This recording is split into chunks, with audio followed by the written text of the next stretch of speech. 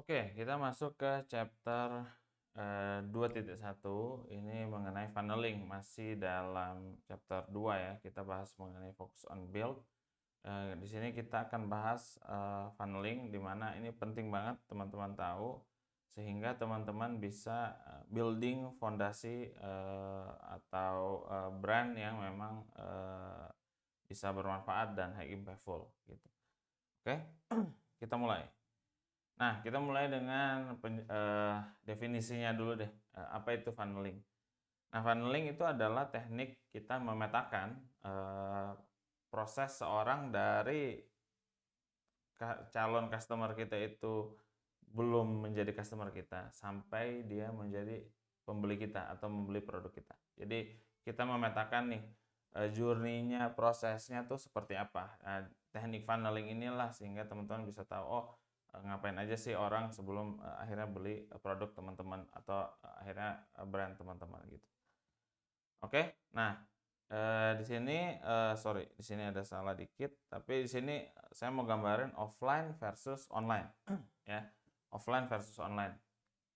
Apa sih ada proses seperti apa sih dan di mana kita bisa melihat funneling ini. Nah, di sini teman-teman bisa lihat di gambar kalau dari offline ya kan, proses sebelum membeli, let's say kalau kita ada toko di mall lah, ya kan, pasti yang pertama orang berkunjung ke mall, ya kan, orang berkunjung ke mall, kemudian orang jalan-jalan, habis itu ada toko baju nih, ya udah datang masuk ke store ya kan, itu step 2 ya kan. Jadi step 2-nya orang masuk ke toko, pasti dilayani mungkin ada penjaga toko ya kan, habis itu tanya-tanya ini harganya gimana, diskonnya gimana, itu step 3 ya kan, tanya-tanya atau lihat-lihat lah ini tipenya, sepatunya, bajunya seperti apa.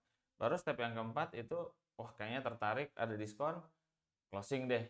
Nah, jadi ada 4 step. Nah, sebenarnya sama dengan proses seseorang misalnya membeli di toko offline dengan di online, cuman online ya pastinya belinya misalnya let's say di marketplace. Nah, contoh di sini ya.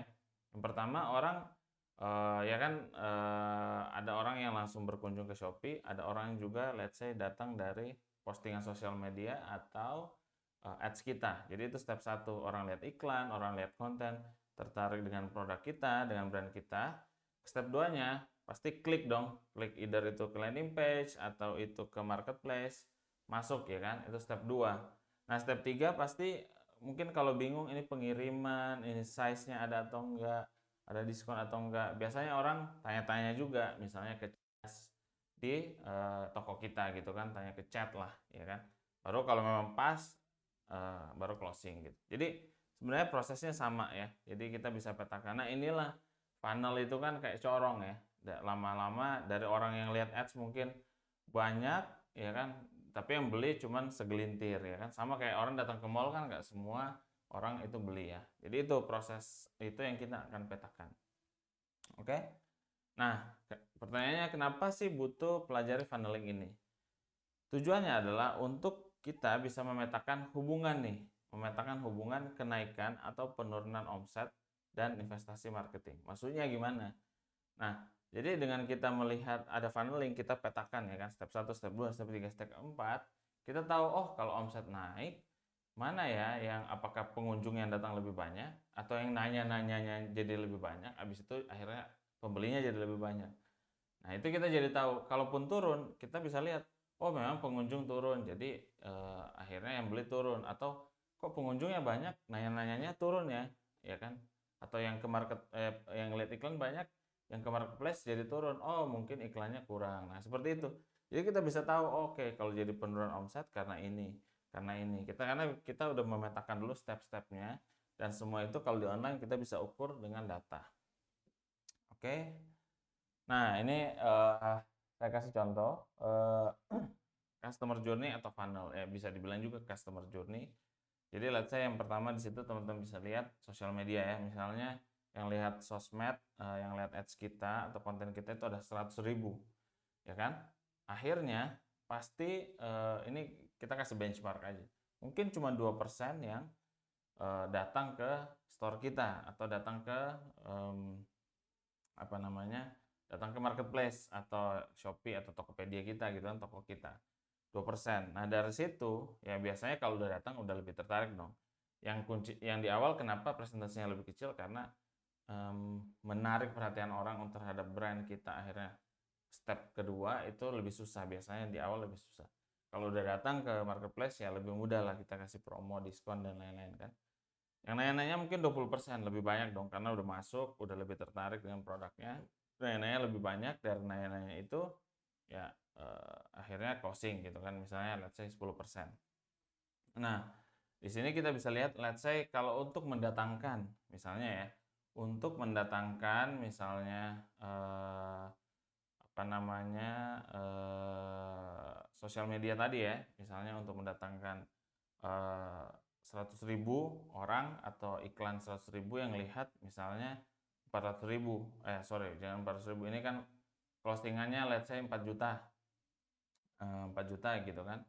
Dan kita untuk keluaran iklan misalnya 1 juta, ya kan, 1 juta misalnya, berarti ROAS-nya 4 kali ya kan, 1 juta kita keluarin, kita dapat 40 closing, itu misalnya senilai 4 juta lah misalnya, seperti itu. Jadi kita bisa lihat di sini ya. Nah, misalnya coba sebentar. Wait. Oke. Nah, dengan di online ini misalnya ya, dengan kita improve ya kan, dengan kita improve misalnya tadi kan orang udah ke store, habis itu kita improve misalnya page-nya, katalognya, dari mungkin 4 juta ini kalau kita improve misalnya 20% jadi 25%, itu akan naik ya kan. Kita bisa improve setiap step, persentasenya naik, pastinya closingannya akan naik gitu kan. Nanti mungkin lebih lanjut saya coba jelasin di video tentang kalkulator ya, funnel gitu. Oke.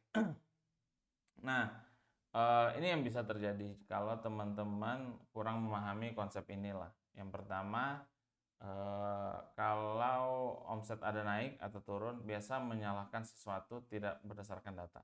Atau misalnya, oke, omsetnya turun, oh kayaknya kita udah kurang nih ngepost konten, akhirnya disalahkan konten lah atau tim sosmed lah. Omsetnya turun nih, post lebih banyak dong. Atau misalnya ads-nya jadi jelek gitu kan, padahal mungkin belum tentu itu. Jadi kalau kita nggak memetakannya, bisa jadi kreatifnya, bisa jadi kontennya, bisa jadi mungkin katalog kita udah setahun nggak diganti, makanya conversion rate-nya turun. Nah itu kan ada step-step itu yang kita perlu petakan sehingga kita tahu mana sih yang turun, oh berarti yang turun itulah penyebabnya kayak gitu. Nah ini juga yang kedua, kita ngerti data ya kan, kita udah tahu, tapi karena kita nggak bisa petakan, udah terlalu banyak data, kita jadi nggak tahu nih funnel mana ya kan, atau di misalnya let's say ada penurunan berbarengan di kreatif, di katalog, di conversion rate, kita jadi bingung kan ya kan. Kalau kita nggak petakan, kita jadi bingung mau mulai analisa yang mana dulu nih. Nah ini yang bisa terjadi gitu kan, kalau kita nggak memahami konsep funneling ini, kita nggak memetakan gitu. Nah, mungkin kasih contoh funnel ya. Nah, tiap produk, tiap brand itu akan berbeda-beda funnelingnya.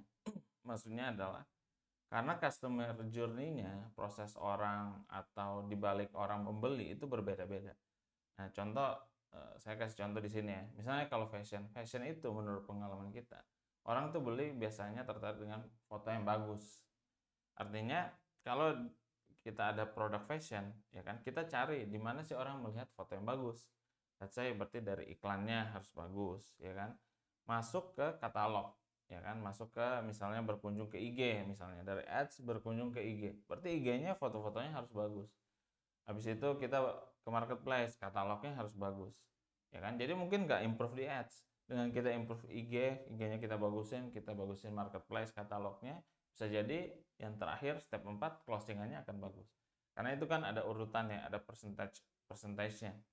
Nah, kita harus lihat mana yang kita improve, testing, nah pasti akan berubah tuh conversionnya, closingannya atau purchase-nya.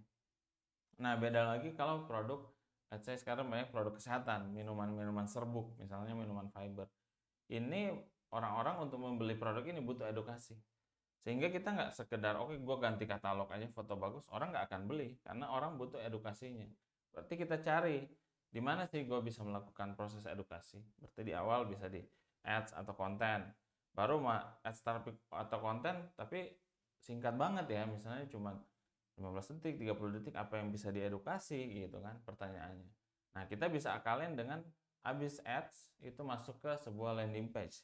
Di sana kita bisa ceritain testimoni, kenapa produk ini, mensolusikannya apa, dan sebagainya. Jadi diedukasi penyakitnya, bahan-bahannya. Nah, itu kita pakai landing page. Nah, sehingga ternyata kita tahu butuh edukasi. Berarti kita perlu terus improve kontennya kah atau landing page-nya. Jadi mungkin marketplace-nya fotonya biasa aja karena udah teredukasi landing page, habis landing page ya kan, landing page step 2, step 1 ads, step 3-nya ke marketplace, ya udah kita udah improve step 1, 2, step 3 dan 4 closing itu pasti akan menambah gitu kan. Nah, ini beda-beda ya. Jadi tiap funnel, tiap produk akan sangat berbeda-beda gitu kan funnelingnya. Tergantung behind dari customer tuh butuh apa untuk beli ini. Misalnya fashion butuh misalnya foto yang bagus biar terlihat kita pakai customer pakai produknya. Kalau produk kesehatan, minuman ya kan butuh edukasi. Kalau skincare mungkin butuh review. Berarti review apa? Review influencer terkenal gitu kan. Berarti mungkin di kontennya, di ads-nya gitu harus kita bagusin gitu. Seperti itu sih. Jadi kita harus petakan dulu itu.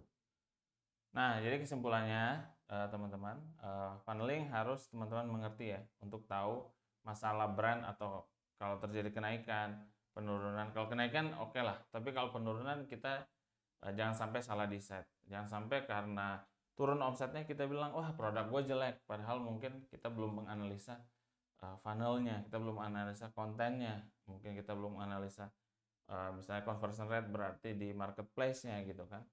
Yang kedua ya kita butuh tarik data, karena dengan ada data dulu kita kan bisa memetakan nih step 1, step 2, step 3, mana sih naik turunnya gitu kan. Jadi kita nggak langsung di set, turunnya karena marketplace atau turunnya karena kreatif. Tapi kalau kita menarik data, kita bisa lihat kan, kita bisa lihat minggu ini compare misalnya minggu lalu, mana yang turun gitu. Jadi ini penting, ini dua hal kita pelajari funneling dan kita butuh data. Nah, selanjutnya itu ada case study, nanti mungkin ini saya bikin video terpisah, jadi kita bisa simulasi nih gimana sih dengan kita improve funnel, teman-teman bisa lebih dapat kebayang gitu jadinya omsetnya seperti apa dan mana yang perlu diperbaiki. Oke, itu aja mengenai funneling. Thank you.